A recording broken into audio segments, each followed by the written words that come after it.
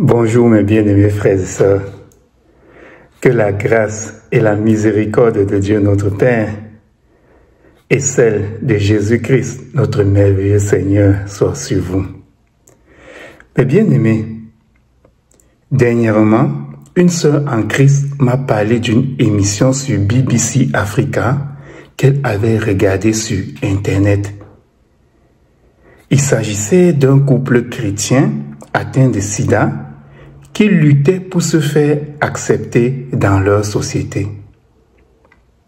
Je me suis dit que je pouvais alors écouter leur témoignage et ensuite prier pour eux afin que justice soit faite. Je suis donc allé chercher cette émission sur BBC Africa, je l'ai trouvée et j'ai commencé à regarder. L'émission commence par une image de ce couple en train de peiner pour ériger une grosse croix dans leur jardin. On peut sentir tout leur effort. L'homme complètement en sueur.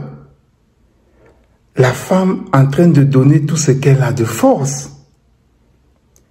Et à les voir ainsi souffrir, on aurait dit Jésus-Christ portant son bois sur le chemin menant au Golgotha. Et à un moment donné, je me suis fait une réflexion à moi-même. Je me suis dit, est-ce que ce journaliste qui filme ne peut-il pas laisser sa caméra pour les aider?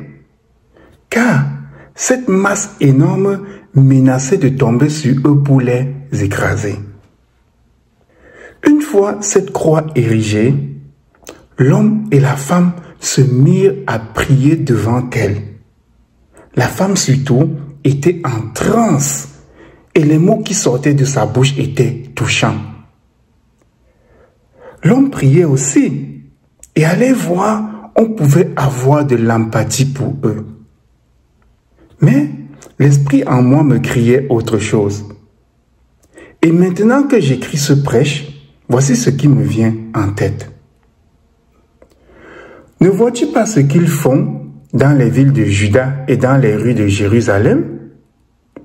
Les enfants ramassent du bois, les pères allument le feu et les femmes pétrissent la pâte pour préparer des gâteaux à la reine du ciel et pour faire des libations à d'autres dieux afin de m'irriter. Est-ce moi qu'ils irritent? Dit l'Éternel. N'est-ce pas eux-mêmes à leur propre confusion? C'est pourquoi ainsi parle le Seigneur l'Éternel. Voici ma colère et ma fureur se répandent sur ce lieu, sur les hommes et sur les bêtes, sur les arbres des champs et sur les fruits de la terre. Elle brûlera et ne s'éteindra point. Livre du prophète Jérémie, au chapitre 7, les versets 17 à 20. Oui, mes bien-aimés, à peine ai-je commencé à regarder cette émission dans le but d'avoir de l'empathie pour ce couple afin de prier pour eux, j'étais déjà irrité au plus profond de moi. Et je ne pus regarder cette émission pour plus de 5 minutes car l'esprit en moi me pressait d'arrêter. Pourquoi? Eh bien, dans la lettre que l'apôtre Jean écrivit à Kyria, l'élu, au verset 9 à 11, il est dit ceci. Quiconque va plus loin et ne demeure pas dans la doctrine de Christ n'a point Dieu. Celui qui demeure dans cette doctrine a le Père et le Fils. Si quelqu'un vient à vous et n'apporte pas cette doctrine, ne le recevez pas dans votre maison et ne lui dites pas « salut ». Car celui qui lui dit « salut » participe à ses mauvaises œuvres. Oui, mes bien-aimés, si je continuais à regarder cette émission, cela aurait été comme si je participais aux mauvaises œuvres de ce couple. Prier devant une croix n'est pas une pratique de la sainte doctrine de Christ, car ni lui, ni même ses apôtres après lui n'ont initié cette pratique. C'est une pratique païenne qui est née 300 ans après le départ de Christ, après que l'empereur Constantin, qui n'était même pas chrétien, déclara avoir eu une vision où le Christ lui avait dit que s'il imprimait le symbole du chrisme sur le bouclier de ses soldats, le chrisme étant la forme initiale de la croix, alors s'il l'imprimait, il vaincra une bataille. Et puisque cet empereur avait de l'influence sur l'Église de Rome à cette époque-là, il convainquit l'Église d'adopter ce signe comme étant le symbole de la foi chrétienne. Et c'est depuis ce temps-là que la croix est devenue le symbole du christianisme. Certains se sont même mis à l'adorer. Mais la croix est-elle le symbole du christianisme? Faut-il adorer la croix? Et s'il ne faut pas adorer la croix, n'est-ce pas que ce pauvre couple, endoctriné par des siècles de mauvaises doctrines de l'Église, ne verra-t-il jamais ses vœux exaucés? Et pire encore, ne sera-t-il pas sous la colère de Dieu? Mais bien aimés, dans le livre du prophète Osée, au chapitre 4, le verset 6, il est dit ceci. « Mon peuple est détruit parce qu'il lui manque de la connaissance.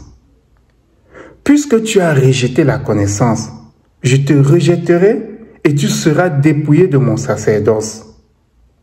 Puisque tu as oublié la loi de ton Dieu, j'oublierai aussi tes enfants. » Oui, mes bien-aimés frères et sœurs, aujourd'hui, il manque beaucoup de connaissances à ceux qui se disent être le peuple de Dieu. Et pourquoi? Eh bien, parce qu'ils ont abandonné la saine doctrine de Christ pour se conformer à ce qui est enseigné par ceux qui se disent hommes de Dieu. Ils ont abandonné la source d'eau vive pour aller boire dans des citernes d'eau crevassées. On leur enseigne Luther, Calvin et tous ces autres grands théologiens qui se sont démarqués dans l'histoire de l'humanité. Mais ils ne sont pas enseignés par l'Esprit de Dieu, qui seul apporte la saine doctrine de Christ au monde. Car s'ils étaient enseignés par l'Esprit de Dieu, ils resteraient dans ce qui est écrit dans les Saintes Écritures. Que nous révèle donc la Bible sur la croix et sur son adoration? Eh bien, le chapitre 3 de l'Évangile de Jean commence ainsi. Il y eut un homme d'entre les pharisiens appelé Nicodème, un chef des Juifs, qui vint, lui, auprès de Jésus de nuit et lui dit, « Rabbi, nous savons que tu es un docteur venu de Dieu, car personne ne peut faire ces miracles que tu fais si Dieu n'est avec lui. » Alors, il s'entama entre les deux hommes une conversation relatée en entier dans les 21 premiers versets du chapitre 3 de l'évangile de Jean.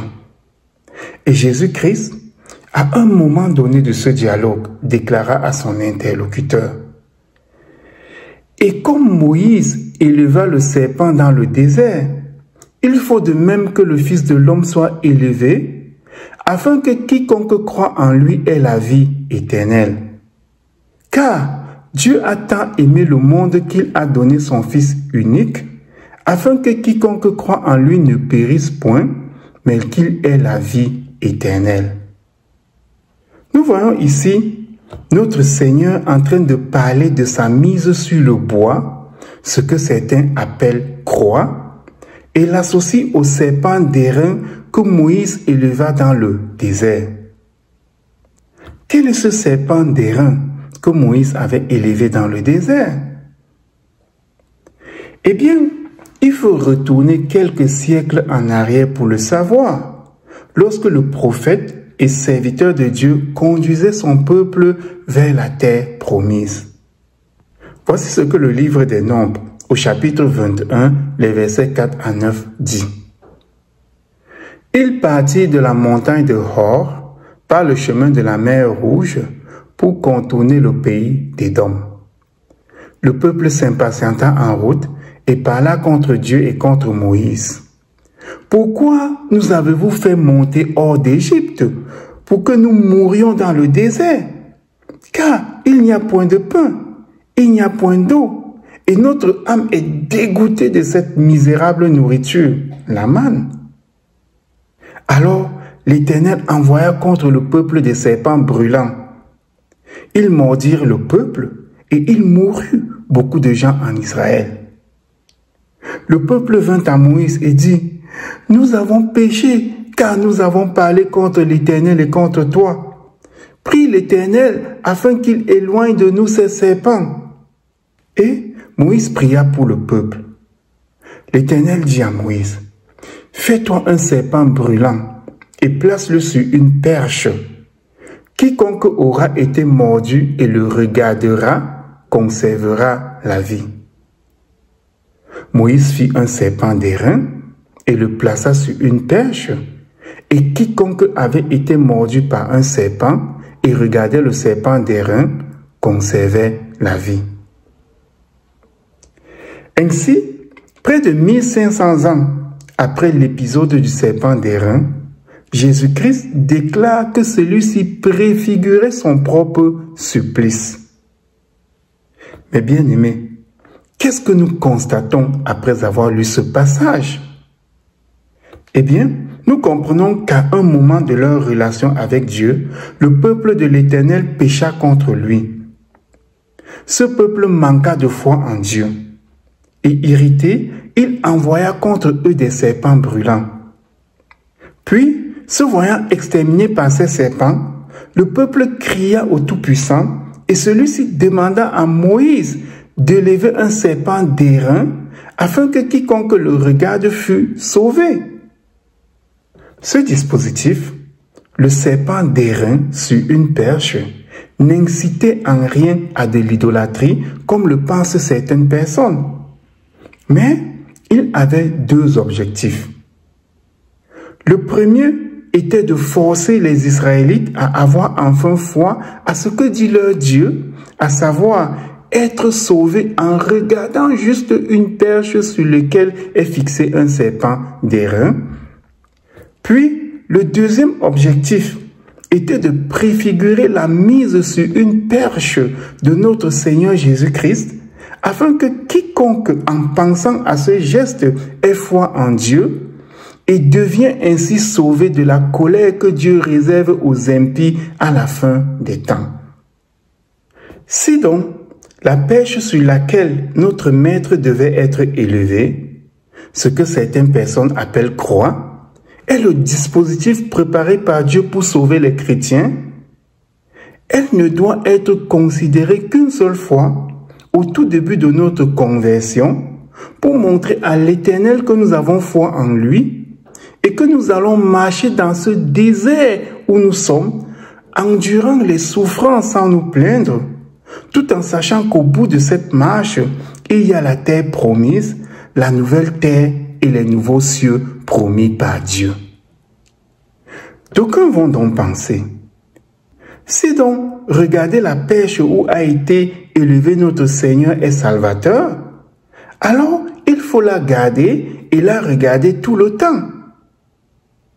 Ce à quoi je réponds, si nous faisons cela, ce serait simplement de l'idolâtrie. Pourquoi?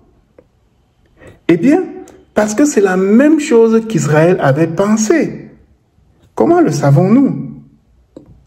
Eh bien, le deuxième livre des rois, au chapitre 18, les versets 1 à 6, dit ceci. La troisième année d'Osée, fils d'Éla, roi d'Israël, Ézéchias, fils d'Akaz, roi de Juda, régna. Il avait 25 ans lorsqu'il devint roi et il régna 29 ans à Jérusalem. Sa mère s'appelait Abi, fille de Zacharie. Il fit ce qui est droit aux yeux de l'Éternel, entièrement comme avait fait David son père. Il fit disparaître les hauts lieux, brisa les statues, abattit les idoles et mit en pièces le serpent d'airain que Moïse avait fait, car les enfants d'Israël avaient jusqu'alors brûlé des parfums devant lui. On l'appelait Nehushtan. Il mit sa confiance en l'Éternel, le Dieu d'Israël, et parmi tous les rois de Juda qui vinrent après lui ou qui le précédèrent, il n'y en eut point de semblable à lui. Il fut attaché à l'Éternel, il ne se détourna point de lui, et il observa les commandements que l'Éternel avait prescrits à Moïse. On apprend de ce passage que les enfants d'Israël avaient gardé le dispositif érigé dans le désert par Moïse et brûlaient des parfums devant lui. Et vous savez qu'en brûlant ainsi des parfums devant lui, il devait aussi prier et faire des vœux devant lui. Est-ce que Dieu aimait cela? Mais non. Voilà pourquoi l'action du roi Ézéchias, qui mit en pièce ce dispositif, plut à l'Éternel. Ainsi donc, toutes ces croix que les gens possèdent sont autant de répliques du dispositif que Moïse éleva dans le désert. Dispositif qu'il faut considérer au début de notre conversion pour avoir foi en Dieu, mais ne pas le traîner partout où on va pour brûler des parfums devant lui, ni même prier et faire des vœux devant lui. Voyez-vous, dans des églises catholiques et chez certains soi-disant chrétiens, ces croix devant lesquelles sont allumées des bougies et devant lesquelles on vient se prosterner pour prier. Croyez-vous que Dieu soit content de voir des personnes qui se disent ses enfants se livrer à cette idolâtrie? Mais bien aimés, Jésus-Christ a été mis une seule fois sur la perche. Aujourd'hui, il est assis à la droite du Père, où il attend le temps fixé par celui-ci pour déclencher le processus de punition des impies. La perche n'est regardée qu'une seule fois au début de notre conversion pour attester à Dieu notre foi en ce qu'il a annoncé par Jésus-Christ. Le reste du temps, nous devons regarder au ciel en priant, loin de cette idole, c'est-à-dire la perche ou bien la croix pour certains, donc loin de cette idole qui, même représentant la mort de notre Seigneur, ne nous sert plus à rien. Mais bien aimés, comme je vous le disais, ni exalter la croix, ni prier devant elle n'a jamais fait partie de l'enseignement de Jésus-Christ, ni fait partie de l'enseignement des apôtres. Elle n'a jamais été le symbole du christianisme. Les premiers chrétiens avaient adopté pour symbole du christianisme un poisson. Et pourquoi? Peut-être à cause de la parabole de notre Seigneur en l'évangile de Matthieu au chapitre 13, les versets 47 et 48 qui dit: Le royaume des cieux est encore semblable à un filet jeté dans la mer et ramassant des poissons de toute espèce. Quand il est rempli, les pêcheurs la tirent et, après s'être assis sur le rivage, ils mettent dans des vases ce qui est bon et ils jettent ce qui est mauvais. Selon donc cette parabole, les chrétiens sont semblables aux bons poissons que le filet de Christ ramasse et garde. Si donc les chrétiens devraient avoir un symbole, ce serait peut-être plus ce poisson qu'autre chose. Mais le piège d'un symbole qu'on peut matérialiser, c'est le risque de tomber dans l'idolâtrie. L'empereur Constantin est celui qui a érigé la croix comme symbole du christianisme, poussant les chrétiens à tomber dans l'idolâtrie. Comment? Comment a-t-il fait cela? Eh bien, l'empereur Constantin, comme sa mère qui se nommait Hélène, était un idolâtre collectionneur de reliques qui, en 312 avant sa bataille du pont Milvius, déclare avoir vu en songe le Christ lui montrant un signe dans le ciel, un chrisme. Donc ce signe-là, c'était un chrisme. Donc Christ lui montrait en disant « In hoc signo vince ». Ça, c'est le latin. Et en français, ça veut dire « par ce signe, tu vaincras ». Alors, l'empereur fit donc graver ce signe sur le bouclier de ses soldats et il obtint la victoire. Mais, mes frères et sœurs, un Christ adepte de la non-violence, donnant à un païen un signe pour vaincre une guerre. Étrange, vraiment étrange. Plus tard, c'est la mère de l'empereur nommée Hélène qui, en pèlerinage à Jérusalem, déclare avoir trouvé la vraie croix sur laquelle était crucifié le Maître. Cette vraie croix qui, selon elle, était faite d'un bois que la légende attribue à un arbre planté par Seth, fils d'Adam, sur le tombeau de son père, le premier homme, à Jérusalem. Waouh! Un arbre qui aurait plus de 4000 ans, planté sur le tombeau d'Adam, à Jérusalem. Déjà, de toutes les localisations géographiques qu'on a pu faire du jardin d'Éden, Jérusalem ne s'en approche même pas. Et à aucun endroit de la Bible, il n'est dit qu'Adam s'éloigna du jardin. Au contraire, la Bible, en Genèse chapitre 4, verset 16, dit ceci. Puis Caïn s'éloigna de la face de l'Éternel et habita dans la terre de Nod, à l'orient d'Éden. Alors, tout ceci ne serait que pure spéculation, car Adam et sa famille ne se sont vraiment jamais éloignés du jardin d'Éden. Mais bien aimés, le règne de l'empereur Constantin est survenu à une période où les chrétiens étaient persécutés et tués par les empereurs avant lui. Il a stoppé ces massacres et a favorisé le christianisme, faisant d'elle quasiment sa religion d'État. Il payait un salaire aux prêtres et aux hommes de Dieu pour soi-disant qu'ils restent concentrés à leur sacerdoce, mais ces faveurs lui ont donné une position privilégiée au sein de l'Église, si bien que lui, un païen, était l'arbitre des conflits qui pouvaient naître au sein d'une Église très fragile. C'est donc ainsi qu'il introduisit dans l'Église ses idoles et celles de sa mère, sans une véritable résistance, car les prélats le vénéraient presque. Oui, mes bien-aimés, la croix n'a jamais été un symbole choisi par Christ, ni par les apôtres pour être celui du christianisme. Et si vous ne le croyez pas, j'ai une série de questions pour vous.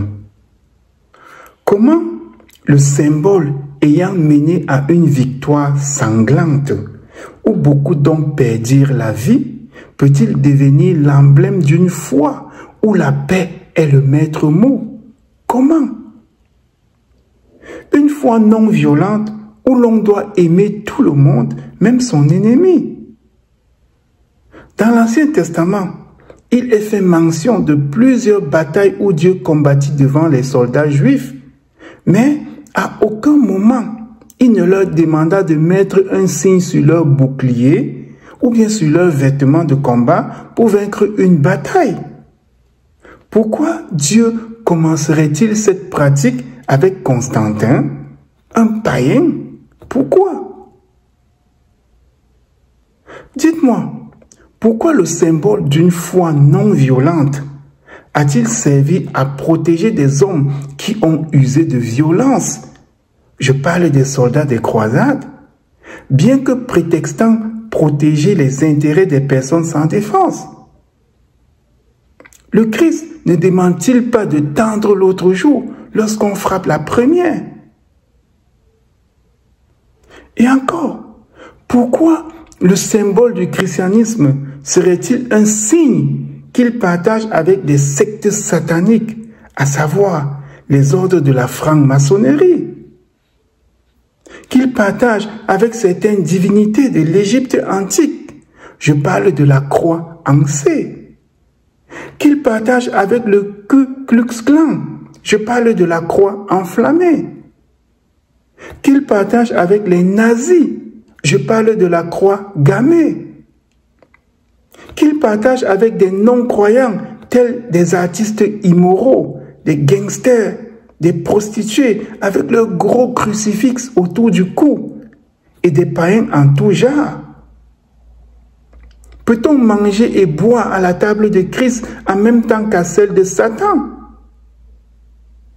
Qu'a donc en commun la lumière avec les ténèbres? Et puis, quel accord y a-t-il entre Christ et Bélial? Dites-moi encore, pourquoi des hommes et des femmes qui s'efforcent chaque jour à méditer et garder les commandements de Jésus-Christ auraient-ils le même symbole que des institutions qui célèbrent des mariages homosexuels? Pourquoi? Et encore, pourquoi ni Paul, l'apôtre, ni Pierre, ni Jacques, ni aucun autre apôtre, ni les premiers chrétiens ne portent sur eux, ni n'enseignent de porter sur soi des crucifix? Cela aurait été un moyen efficace pour eux d'afficher leur foi, n'est-ce pas? Et de ne pas régner Christ. Parce que régner Christ, c'est quelque chose de très grave dans le christianisme. Pourquoi n'ont-ils pas enseigné à prier avec un rosaire? Dites-moi encore, pourquoi certaines églises protestantes qui disent s'opposer au catholicisme du dedans de qui ils sont sortis à cause de son idolâtrie et de ses pratiques illicites, pourquoi ces églises gardent-elles le même symbole que lui, c'est-à-dire comme l'église catholique, pour afficher leur foi? Mettons du vin nouveau dans de vieilles outres. Voilà peut-être pourquoi elles ne sont pas aussi crédibles que cette église catholique qu'elles sont en train de vomir. Ensuite, dites-moi, pourquoi mettons des croix sur des tombes? Est-ce pour que les anges, au jour du jugement, reconnaissent que là gît un chrétien? N'y a-t-il pas un livre dans le ciel où chacun est identifié par ses œuvres? Ainsi donc, la croix est un symbole qui prête tellement à confusion que Jésus-Christ n'aurait jamais pensé à en faire l'emblème de cette foi si pure qu'est le christianisme. Mais bien aimés, quel est donc le vrai symbole du christianisme? Est-ce le fait d'exalter la croix, la mettre sur les toits de nos maisons, de nos églises, la porter à notre cou, nous prosterner devant elle, qui montre que nous sommes chrétiens? Ou bien est-ce de rester greffé à Christ par le respect de ses commandements? N'est-ce pas que dans l'évangile de Luc, au chapitre 6, les versets 46 à 49, il est dit ceci: « Pourquoi m'appelez-vous Seigneur, Seigneur, et ne faites-vous pas ce que je dis? Je vous montrerai à qui est semblable tout homme qui vient à moi, entend mes paroles et les met en pratique. Il est semblable à un homme qui, bâtissant une maison, a creusé profondément et a posé le fondement sur le roc. Une inondation est venue et le torrent s'est jeté contre cette maison sans pouvoir l'ébranler parce qu'elle était bien bâtie. Mais celui qui entend et ne met pas en pratique est semblable à un homme qui a bâti une maison sur la terre sans fondement. Le torrent s'est jeté contre elle. Aussitôt elle est tombée et la ruine de cette maison a été grande. Dites-moi, quel est le vrai symbole du christianisme? Est-ce de chasser les démons au nom de Jésus-Christ? Prophétiser et faire des miracles en son nom qui montrent que nous sommes chrétiens? Ou bien est-ce de faire la volonté de Dieu comme il l'a demandé? N'est-ce pas que dans l'évangile de Matthieu, au chapitre 9, les versets 21 à 23, il est dit ceci: « Ceux qui me disent, Seigneur, Seigneur, n'entreront pas tous dans le royaume des cieux, mais celui-là seul qui fait la volonté de mon Père qui est dans les cieux. » Plusieurs me diront en ce jour-là: « Seigneur, Seigneur, n'avons-nous pas prophétisé par ton nom? N'avons-nous pas chassé des démons par ton nom? Et n'avons-nous pas fait beaucoup de miracles par ton nom? » alors je leur dirai ouvertement, je ne vous ai jamais connu. Retirez-vous de moi, vous qui commettez l'iniquité. Dites-moi, quel est le vrai symbole du christianisme? Est-ce l'habit de prélat qu'on porte sur soi? Ou bien le titre ronflant des hiérarchies ecclésiastiques qu'on aborde? Ou encore la notoriété pastorale acquise par cette prêche qui détermine que nous sommes chrétiens? N'est-ce pas que l'évangile de Matthieu, au chapitre 23, les versets 23 à 28 dit ceci. Malheur à vous, scribes et pharisiens hypocrites, parce que vous payez la dîme de la menthe, de l'âneth et du cumin, et que vous laissez ce qui est plus important dans la loi, la justice, la miséricorde et la fidélité. C'est là ce qu'il fallait pratiquer sans négliger les autres choses. Conducteur aveugle qui coule le moucheron et qui avale le chameau. Malheur à vous, scribes et pharisiens hypocrites, parce que vous nettoyez le dehors de la coupe et du plat, et qu'au-dedans ils sont pleins de rapines et d'intempérance. Pharisiens aveugles, nettoie premièrement l'intérieur de la coupe et du plat, afin que l'extérieur aussi devienne net. Malheur à vous, scribes et pharisiens hypocrites, parce que vous ressemblez à des sépulcres blanchis qui paraissent beaux au dehors et qui, au dedans, sont pleins d'ossements de mort et de toute espèce d'impureté. Vous de même, au dehors, vous paraissez juste aux hommes, mais au dedans, vous êtes plein d'hypocrisie et d'iniquité. Dites-moi, quel est donc le véritable symbole du christianisme? Déjà, l'effigie du crucifié que nous utilisons communément aujourd'hui est-elle l'image réelle du calvaire du Fils de Dieu? Jésus-Christ, dans l'évangile de Jean, au chapitre 3, les versets 14 et 15, dit ceci. Et comme Moïse éleva le serpent dans le désert, il faut de même que le Fils de l'homme soit élevé, afin que quiconque croit en lui ait la vie éternelle.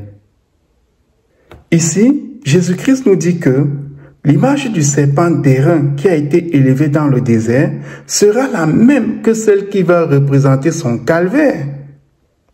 Comment donc était cette image?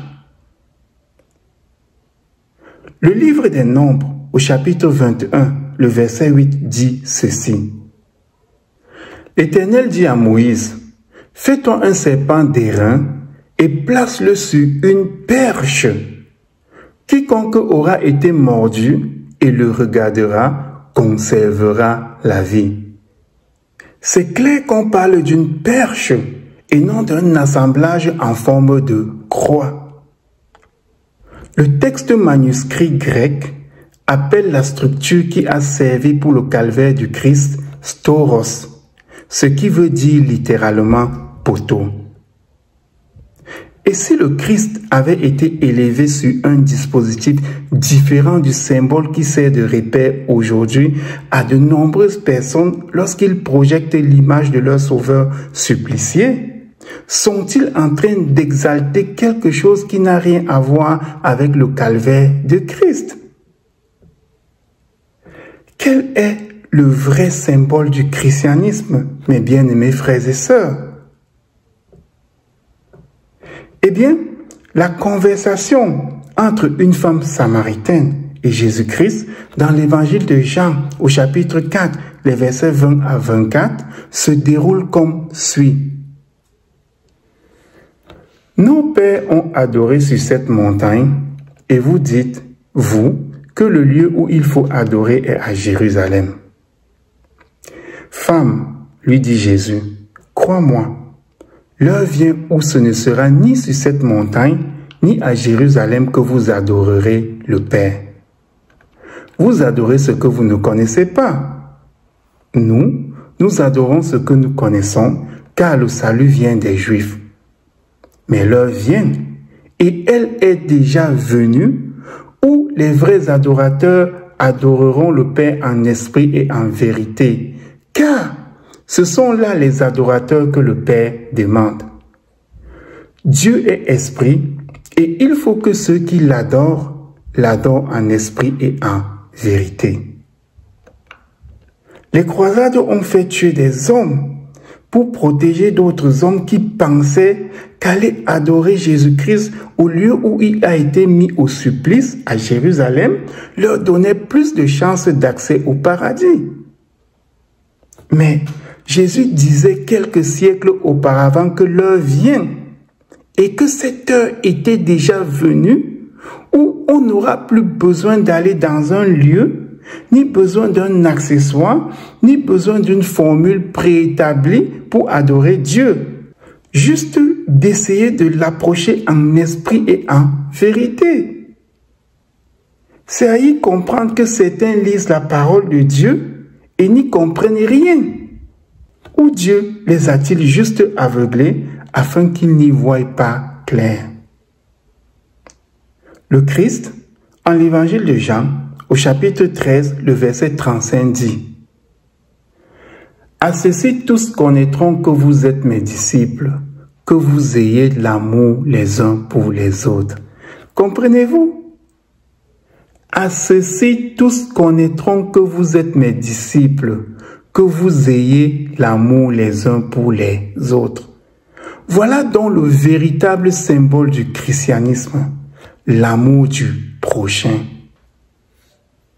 Cet amour si extraordinaire qui commande d'aimer jusqu'à ses ennemis, faisant ainsi de la croix un objet inutile qui ne saurait être le symbole d'une foi où seul l'amour du prochain en est l'étendard.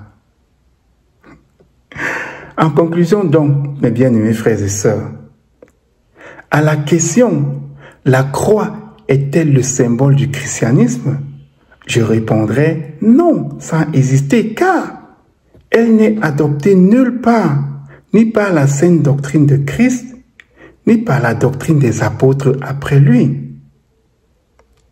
Le culte et l'adoration de la croix sont des doctrines d'hommes introduites par l'empereur Constantin et l'Église, bien longtemps après Christ et les apôtres. En fait, c'est en l'an 335 de notre ère que fut instituée une fête catholique appelée Exaltation de la Sainte Croix et commémorée le 14 septembre de chaque année. L'empereur et l'Église ont ainsi créé un symbole et une doctrine nocive qui ravage à nos jours ce qu'on appelle le christianisme. Et nombreux sont ceux qui ne savent même pas qu'ils sont des idolâtres lorsqu'ils se prosternent et prient devant leur croix érigée. Pour moi, toutes ces églises et ces lieux de culte avec leurs croix sur les toits et à l'intérieur ne sont qu'autant de temples de Baal qui discréditent le christianisme. Ce sont des endroits que les vrais enfants de Dieu ne devraient pas fréquenter pour ne pas participer aux mauvaises œuvres des idolâtres adorateurs de la croix. L'idolâtrie est un péché qui mène à la mort. Nous avons assez vu dans l'Ancien Testament la colère de Dieu s'abattre sur les idolâtres. Et ce n'était pas beau à voir. Dans sa première lettre, au chapitre 5, le verset 16, l'apôtre Jean dit ceci. « Si quelqu'un voit son frère commettre un péché qui ne mène point à la mort, qu'il prie et Dieu donnera la vie à ce frère. Il la donnera à ceux qui commettent un péché qui ne mène point à la mort. Il y a un péché qui mène à la mort, ce n'est pas pour ce péché-là que je dis de prier. » Je me suis souvent posé la question si, ici, l'apôtre ne faisait pas allusion à l'idolâtrie. Mais bon. Revenant à l'histoire de ces deux chrétiens du début de mon prêche, ceux de l'émission de BBC Africa atteints de sida et qui essayaient de se faire accepter par la société, priant à Dieu devant leur grosse croix érigée dans leur jardin, J'avais une tristesse mêlée de tremblement pour eux, car je comprenais pourquoi l'Éternel ne les exauçait pas et ne les exaucera pas tant qu'ils ne se détourneront pas de leur idolâtrie. Priez donc pour eux et pour tous ceux qui idolâtrent la croix, mes bien-aimés frères et sœurs, afin qu'ils se détournent de cette abomination. Soyez bénis, mes bien-aimés frères et sœurs.